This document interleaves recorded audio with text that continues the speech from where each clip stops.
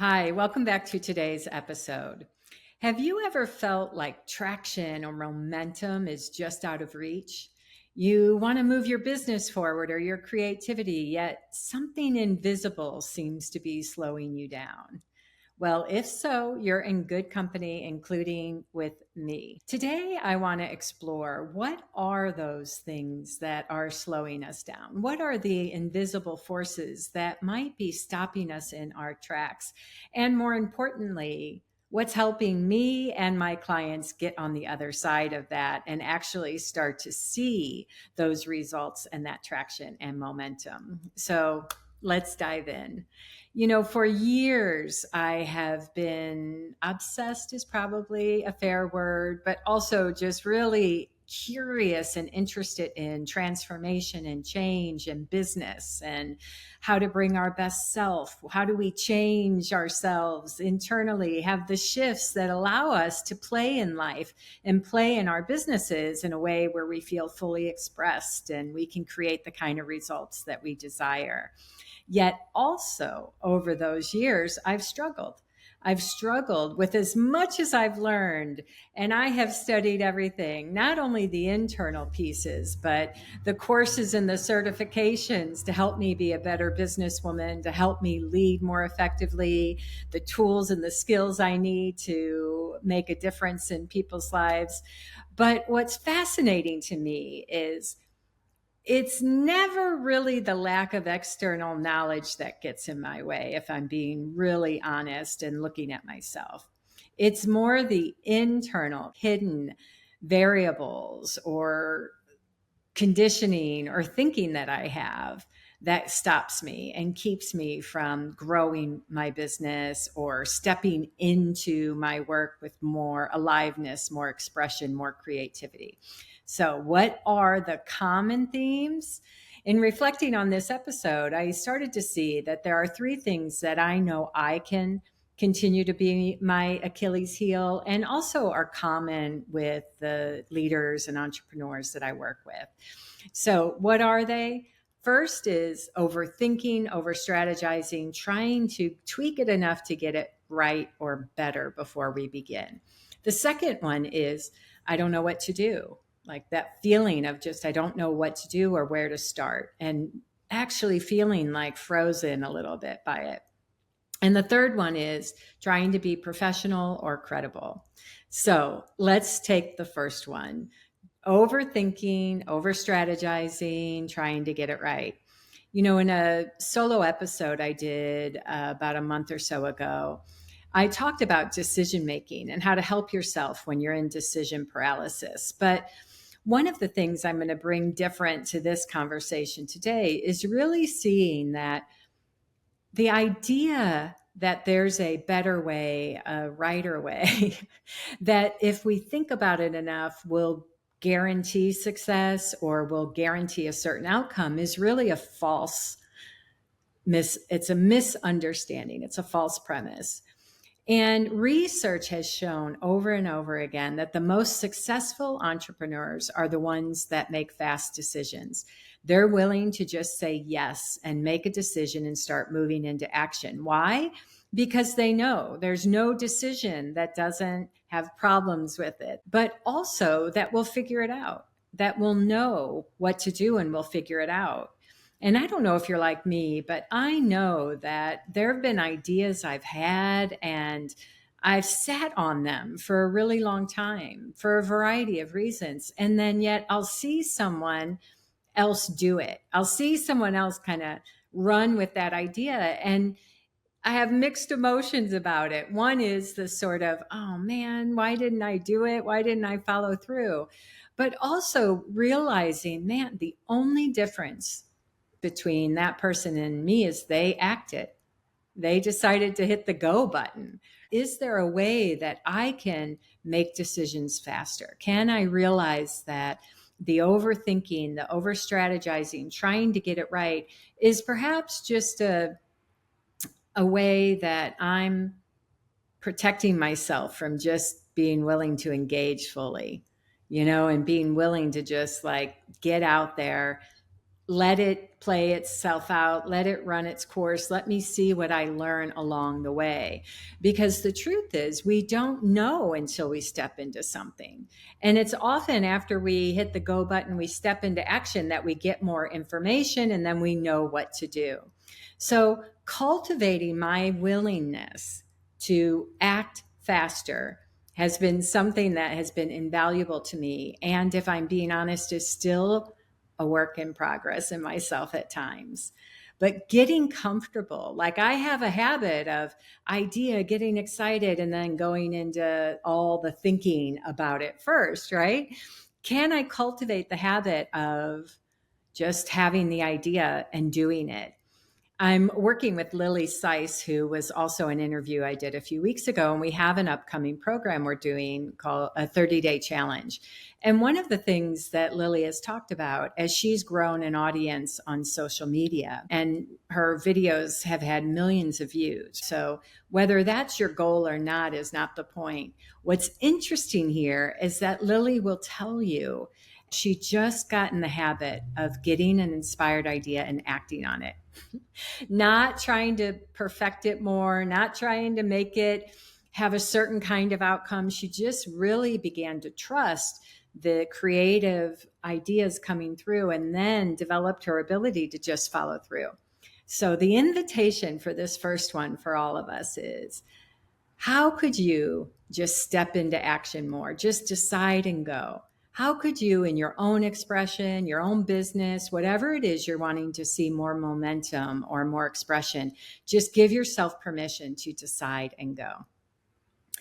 Now, the second block is an interesting one. It's the I don't know. And I have to say that for myself, when I'm in that space, I mean, it really is like a freeze for me. I could be thinking, you know what, I want to share more videos that are helpful to people. And then I'll get stuck like, well, what should I say? What should I do? And then nothing happens, right? And I get uncomfortable about being in uncertainty, that ability to just trust free flow, to just step into the unknown. It can feel uncomfortable, and it feels like I need something first. I need the idea. I need to know what I'm doing first. Yet what you discover is, when you start, things occur to you. I've taken improv a couple of times, and I think what's so amazing about it is they just go with what's ever right there. And they can't predict what that might be. But again, they're cultivating their ability to step into the unknown, to step without knowing what you're going to say. And you build your ability to get more and more comfortable doing that. And as you get more comfortable doing it, you can see you have a lot to say, or you'll start a project. And as you step into the action of it in your business, things will happen. You'll know what to do. You'll know what to say. There's a couple of quotes that I love in this direction. One of them is from Julia Cameron's The Artist Way, and it's leap and the net will appear. And I think I've been proven that over and over again. Yet it's also true that at times I don't know can stop me in my tracks. And then there's also that great scene from Raiders of the Lost Ark and The Last Crusade, the one with Sean Connery. And Harrison Ford has to step, over a cave or something like that. And it requires that he takes the first step and then the bridge appears. I think those all point to these deeper truths in life, which apply in our businesses and our expression and our creativity. Is we just step in, and then things occur to us to say. But if you're like me or some of the people I've worked with, if you have a habit of thinking, I need to know more first before I'll do it, I need to feel more certain, I need to know what I'm doing to start, then part of what we're unlearning is that, right? We're unlearning to just step anyway, to not let the idea that the mind has to have certainty first keep us from action.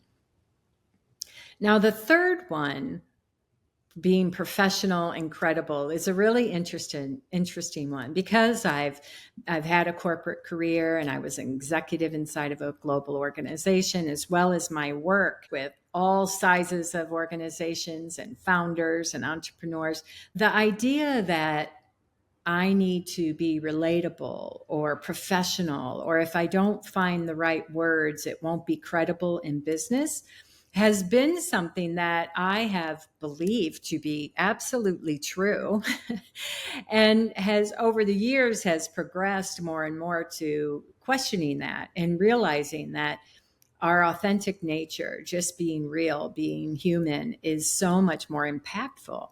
That said, I can still get tied up in it, especially when I'm wanting to share about my work or wanting to roll out a program, or I'm getting ready to meet with a company to talk about how to help their leaders. I can catch myself falling into those old costumes, those old ideas of what's professional and business speak and jargon and all that. And it's never as fulfilling as when I just show up and get real. Being willing to test those lines of what's business appropriate has been so rewarding. I can get caught up in trying to edit myself. Again, not be dishonest, but I'm spending a lot of mental energy and time, wasting time trying to get the language right or making sure it comes across a certain way. And I remember years ago, I worked with this leader while I was inside the company, kind of younger in my career. And he said to me, Barb, I never try and manage people's perception. It's a waste of time. Now, in that moment, I did have the thought, you might want to. He was incredibly smart and could be really charming, and he could be really emotional and, kind of like a bull in a china shop at times. But that conversation was 25 years ago, somewhere around there, and it still sticks with me. And I think it sticks with me because I could see I was spending a lot of energy doing that. It looked like a worthwhile pursuit to edit and find the right language and work on all of that so that people would know you could count on me. People would know, oh, I'm a good bet. But again, what's been fascinating is the more and more I let that go and just show up real and honest and as myself and comfortable in my skin, and I'm not using mental energy to edit before speaking, something really powerful happens. I've had some of the most amazing, raw, honest, real conversations that are in a business context that I know, had I been trying to be professional or worried about staying in a lane because I didn't want to lose credibility, never would have happened. And post the pandemic, I've been noticing more and more of a trend of people craving this as well. There's something that opened up, I think, in a really positive way, of people just wanting to be more human. They still want to have success. We still want to grow. We want to have big businesses, big lives. That's all still there. But this idea, all of a sudden, the old construct and thinking that you can't do that and just be yourself. You can't do that and speak truth and real, that somehow those two things don't go together. And I'm happy to say the more and more I push that edge, the more fun I have, the freer I feel, and the deeper the connection and impact I have with my clients.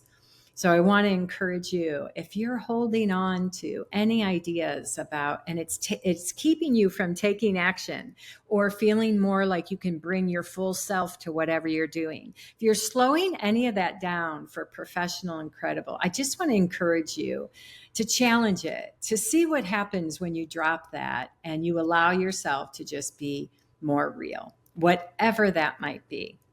So again, looking in the direction of where momentum, traction, evolution in our business, our work, our creativity comes from, it comes from being in the game, right? You don't win the game by being on the sidelines. There's that great quote from a coach that says, you don't change the score by looking at the scoreboard, right? You got to get in the game. So when we want to have a different experience of our own potential, when we want to grow our businesses, our leadership, our creativity, we do that by getting in the game. So if you feel like you've been stop around that, or you've been challenged, I want to encourage you to just look at what some of those invisible thoughts and beliefs that you have, ideas that you have that might be slowing you down, and to give yourself permission to question them, to lay them down for a moment and step in, to allow yourself to take action, to decide fast, to step into the unknown, to, again, just be yourself and be real and test, break free of those limitations and the borders you've put around yourself, and just discover how much more joy, fulfillment, and growth you might actually have. As always, I'm so glad you're here. Thank you for listening. I want to encourage you, if you know anyone that would benefit from this conversation, please share. And if you're interested in being in a container with a group of people for 30 days, testing all of this out, stepping into new expression, getting out of your comfort zone in a meaningful way, then I want to encourage you to check out the Express to Expand 30-day challenge I'm doing with Lily, which starts on June 16th. You can find out more about that on my website. Have an amazing day, and I look forward to the next time. Thank you. As always, thank you for tuning in. If you enjoyed this podcast, it would mean a lot to us if you could take a moment to first subscribe and follow wherever you like to listen to podcasts. Hitting the follow button means you'll never miss a show. All you have to do is hit the plus sign in the upper right-hand corner or click on follow. While you're there, if you like what you're hearing, we'd appreciate you taking a moment to give us a shout out and review. Most importantly, however, if you know anyone that would benefit from this episode, please pass it along. And finally, if you'd like to learn more about my work, Interverse Academy, or upcoming events, you can check out my website at barbarapatterson.com. You'll find some great resources, classes, and videos, and a lot more. Thank you again for being here. See you next time.